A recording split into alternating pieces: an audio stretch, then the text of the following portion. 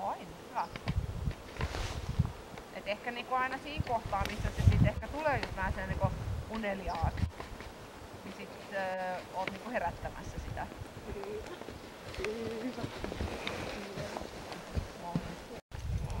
Hyvä. Sä tunsit sekaisin, että tuli niinku yksi askel, missä se oli niinku vähän erilainen.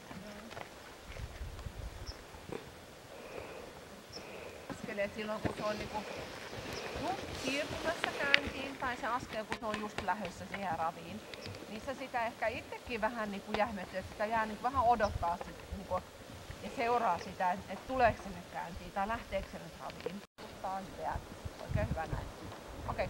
Ota vähän lyhyempi ohja, käsi vähän edemmäs, niin että mulla on kyynärpäät siellä kylkien edessä. Noin. Okei, ottaa koko ura. Taas kädet eteen. Noin.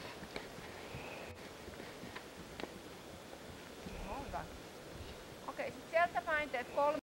Sä haluisit sen takasteen.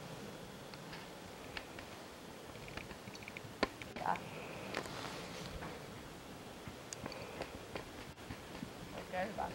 Kyynärpäät taas sinne kylkien eteen. Noin, okei. Oikein hyvä. Okei, sit voit tehdä täältä koko rata leikkaa.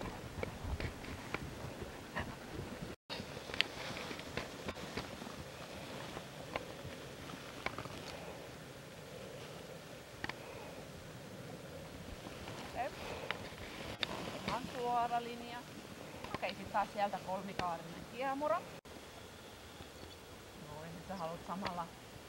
Okei, ensin sä pistät sen siihen väistöön, mutta sitten sen jälkeen sä katsot, että sä pystyt edelleen jatkaa sitä niinku normaalin ravin ratsastamista. Eli normaalisti eteenpäin niinku molemmilla jaloilla. Vaikka ne niinku pohkeet edelleen ratsastaa myös sitä pohkeet. Hyvä näin. Koko ratsastaa. No noin. Väistö sinne vasempaan. Okei, nyt mä oon vähän hidas. Etuosa vähän enempi sivulle. Noin. Oikein. Oikein. Ja taas kädet eteen, joka aloittaa sen väistön. Noin. Molemmat jalat ratsastaa sitä ravia. Vähän enempi etuosa sivulle vielä. Sulla on niinku oikeastaan jo niinku takaosa edellä.